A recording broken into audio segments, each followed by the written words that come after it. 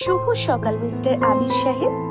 সকাল কটা বাজে আমি জানি না, তবে সকালের যে আমেজটা পরিবেশে পরিলক্ষিত হয় তা বেশ উপলব্ধি করতে পারছি। আমার সকালে ঘুম ভাঙতেই চারিদিকটা অন্ধকার দেখলাম, কিন্তু আমার রুমটা তো এরকম ছিল না। হয়তো ঘুমের ঘোরে অন্ধকার দেখছি, কিন্তু ভ্যাবাচাকা খেলাম কোনো মেয়েলি গলায় সকালের উইশ শুনে। কণ্ঠটা খুব একটা পরিচিত না, তবে মনে হলো এর আগেও শুনেছি কয়েকবার। আমি চোখের পাতা খানিকক্ষণ নাড়িয়ে সামনে তাকাতেই আমি হা হয়ে গেলাম।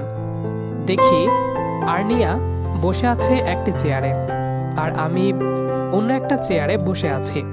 দড়ি দিয়ে আমার হাত পা বাঁধা আছে। বাঁধন খোলার জন্য হাত পা নাড়াচ্ছি, তখনই আবার আর্নিয়া বলল, আপনি যতই খোলার চেষ্টা করেন না কেন খোলা যাবে না, যতক্ষণ না আমি নিচু হাতে খুলে দেব। কেন? আপনি আমাকে এভাবে বেঁধে রেখেছেন কেন? আর এভাবে তুলে আনার মানে কি? আর্নিয়া তার চেয়ার টেনে আমার সামনে আরো সরে আসলো। আমি ওর দিকে হা হয়ে তাকিয়ে আছি। একদম আমার মুখ সোজা ওর মুখ এনে বলল, ঢং করেন? দেখি কত ঢং করতে পারেন। আমার সাথে বেশ ঢং করতে পারেন, এই কদিনে সেটা খুব ভালো করে দেখেছি। এখন আরেকটু দেখান তো। আমি আর্নিয়ার কথা শুনে কি যে বলবো সেটা ভাবতে লাগলাম। ওর কথার কোনো আগামাথা আমি বুঝতে পারছি না। রাগও হচ্ছে। এত শক্ত করে কেউ কাউকে বাঁধে? উফ, হাতের বাঁধনের স্থানে দড়ির দাগ পড়ে যাচ্ছে। আর্নিয়া, আমি কি চোর নাকি? হ্যাঁ, এত শক্ত করে বাঁধছেন কেন? চুপ! আমাকে ইনসাল্ট করা, আমাকে অপমান করা, তাই না? কবে, কখন করলাম? এই তো ঢং তো আবার শুরু করে দিয়েছেন। ইচ্ছে করছে আপনাকে থাপড়িয়ে দাঁতগুলো ফেলে দিই, কিন্তু আপনার আম্মু মানে আমার শাশুড়ি আম্মু বারণ করে দিয়েছে যেন না মারি। নয়, হ্যাঁ, বুঝেছেন? আমি যে ঠিক কোথায় আছি তা আমি জানি না, তবে এটা বেশ বুঝতে পারছি আমি কিডন্যাপ হয়েছি। আর আমার কিডন্যাপের পেছনে বড় রকমের হাত আছে আমার ভিলেনি আম্মু আর গুন্ডি আর্নিয়ার। ওর দিকে তাকালাম। আর্নিয়া আমার দিকে তাকিয়ে আছে, কিন্তু আমি বুঝতে পারছি না আমাকে ও কেন এভাবে তুলে নিয়ে আসা হয়েছে। আমি আমতা আমতা করে বললাম, আমাকে কেন তুলে এনেছেন সেটা তো বলেন। বেশ তো রাতে বাড়িতেই ঘুমাচ্ছিলাম। এই, আপনি কি জানেন না কেন তুলে এনেছি? জানলে কি জিজ্ঞাসা করতাম নাকি? তা ঠিক, তবে আমি তো জানি আপনি সব জানেন। না, জানি না। আর আমার আম্মু আপনার সাথে হাত মিলাইছে কেন? কি করেছি? আর্নিয়া চুপ হয়ে আমার দিকে তাকিয়ে আছে। আমি ভাবতে লাগলাম কি এমন করলাম যার কারণে আমাকে তুলে এনেছে, তাও আবার আমার আম্মুর কথাতে। ধ্যাৎ, কিছুই মাথায় আসছে না। কি যে করি, এতটাই শক্ত করে বেঁধেছে যে কিছুই করতে পারছি না। পুরুষ মানুষ ততক্ষণ সিংহ থাকে যতক্ষণ সে বাধা না পড়ে। আর ভাবতে হবে না, সকালের খাবারটা খেয়ে নিন, আমি পাঠিয়ে দিচ্ছি। কথাটি বলেই আর্নিয়া চলে গেল, আর আমি চোখ বড় বড় করে ওর চলে যাওয়ার দিকে তাকিয়ে আছি।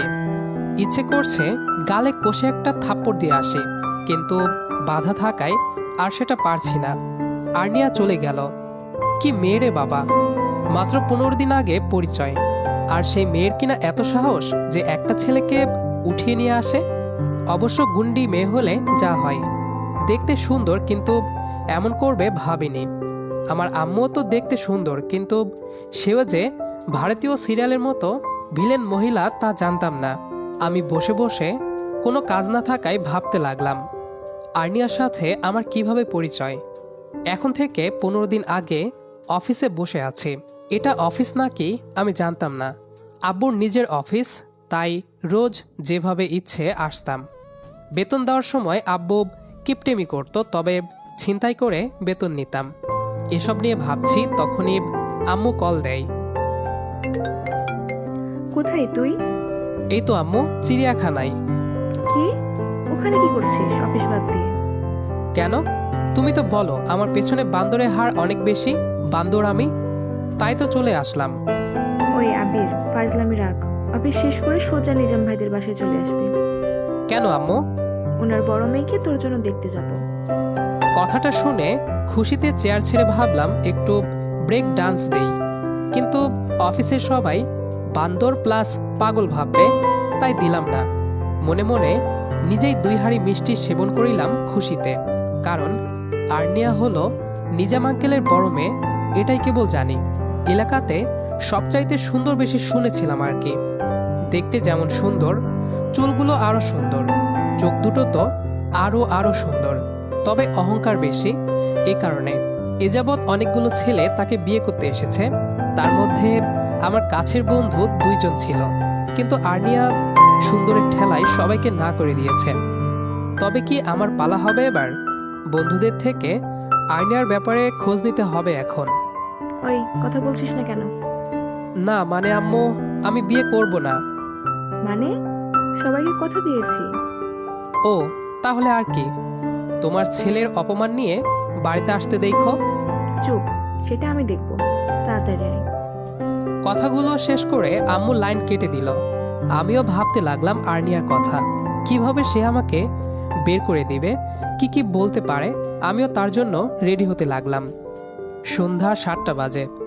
তাড়াতাড়ি অফিস থেকে আব্বুকে নিয়ে বের হয়ে আসলাম। সোজা গাড়ি চালিয়ে নিজাম আঙ্কেলের বাসায়। আমরা সোফাতে বসে আছি। খানিক পর আর্নিয়া মাথায় কাপড় টেনে আমাদের সামনে আসলো।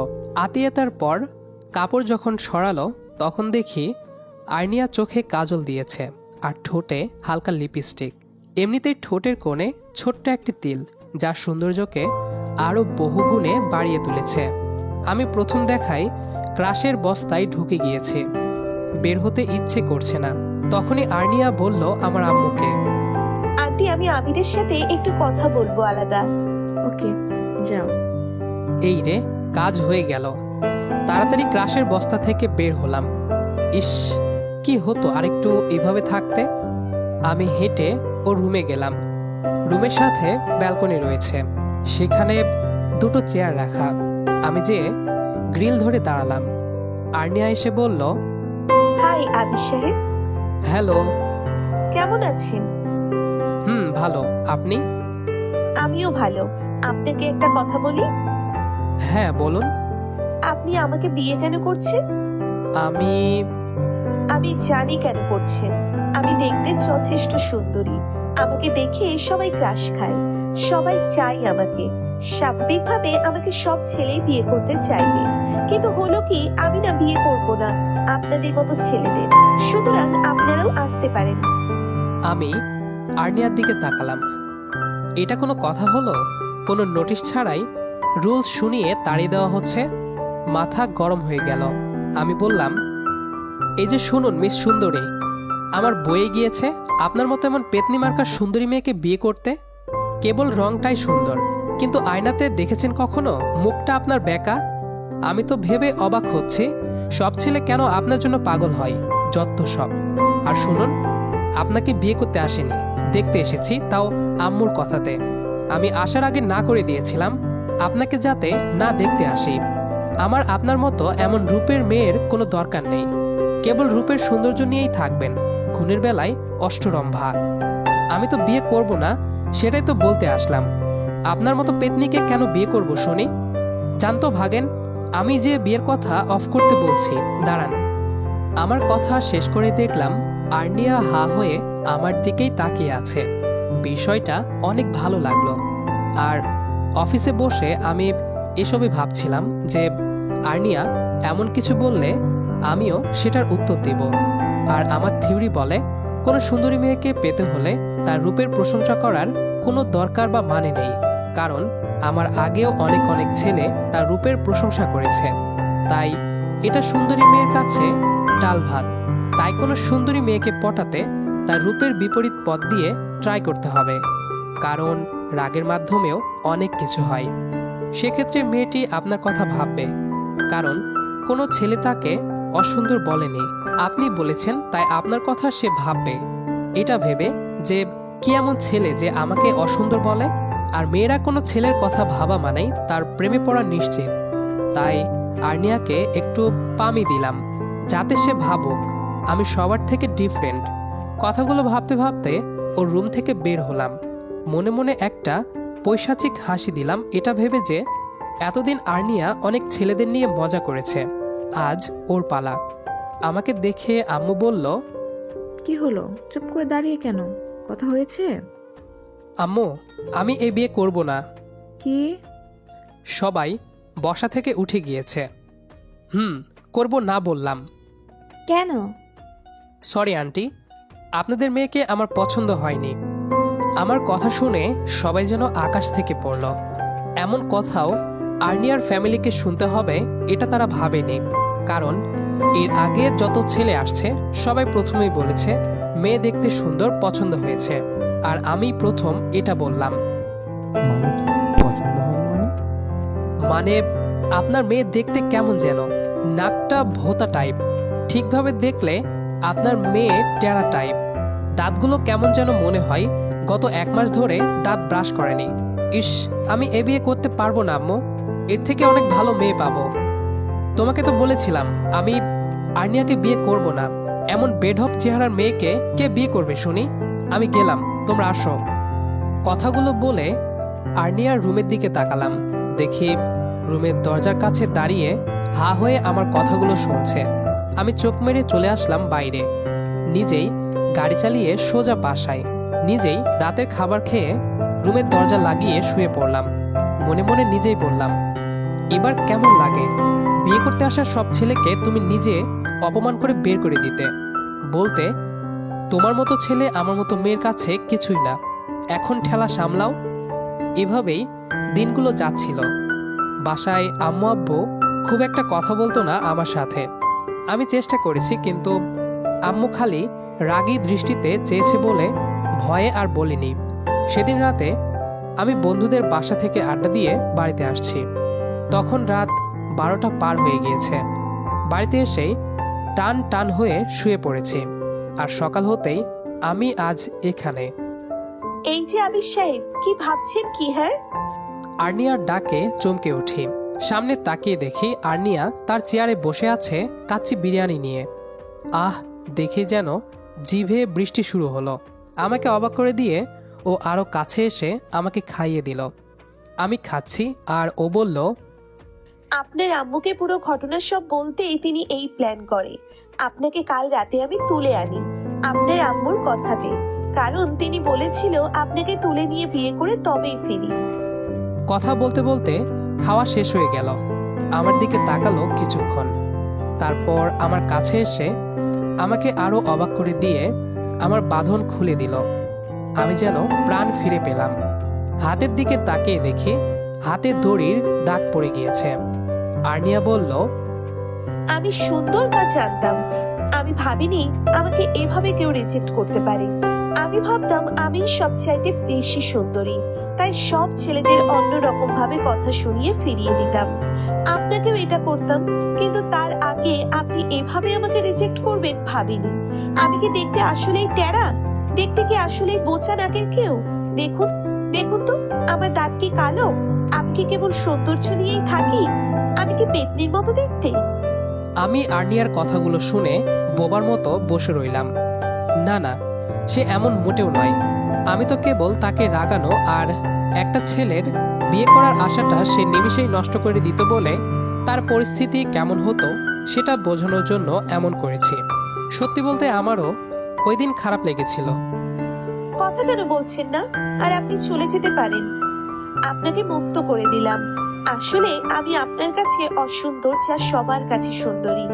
সেদিন অমনভাবে কথাগুলো বলেছিলেন, সেদিন খুব খারাপ লেগেছিল, কারণ আমিও এভাবে ছেলেদের রিজেক্ট করে দিতাম। পরে আপনার কথা আমার খুব মনে পড়তো। কখন যে আপনার প্রতি ভালো লাগা চলে আসছে বুঝিনি। জান, আপনি আমাকে না পছন্দ করলে আপনাকে জোর করে বিয়ে করব না। আমি আর্নিয়ার দিকে তাকিয়ে আছি। সুন্দর মুখটা যেন কালো মেঘে ঢাকা পড়ে গিয়েছে। আমি বসে আছি, আর্নিয়া তাকিয়ে আছে আমার দিকে। আমি উঠে দাঁড়ালাম। কিছুই না বলে আমি ওর হাতটা ধরলাম। আমার দিকে চোখ বড় বড় করে তাকালো। আমি বললাম, যদি বলি আমি আপনাকে পছন্দ করি, যদি বলি আপনাকে আমার বেশ ভালো লাগে, যদি বলি আমার মনের 4 দেওয়ালে আপনি ঘুরে বেড়াচ্ছেন, যদি বলি আপনাকে আমার অনেক অনেক বেশি পছন্দ, আপনি মোটেও পেতনিদের মতো দেখতে না, চোখ দুটো অনেক সুন্দর, মুখটা বেশ উজ্জ্বল মায়াবী প্রান্তর, দাঁতগুলো সৌন্দর্যের প্রতীক। যদি বলি আপনাকে আমি বিয়ে করব, আপনি আমার বউ হবেন? কথাগুলো বলার পর আর্নিয়া আমার দিকে কেমন দৃষ্টিতে তাকালো, যেন ছলো ছলো আখি পানে উদাসী হয়ে চেয়েছে সে। আমি মুচকি হাসলাম। তখনই বড় রকমের অবাক হলাম। আর্নিয়া ঝাটকা মেরে আমার হাত ছাড়িয়ে বলল, এই তো, আমি এখন তাহলে অনেক সুন্দরী।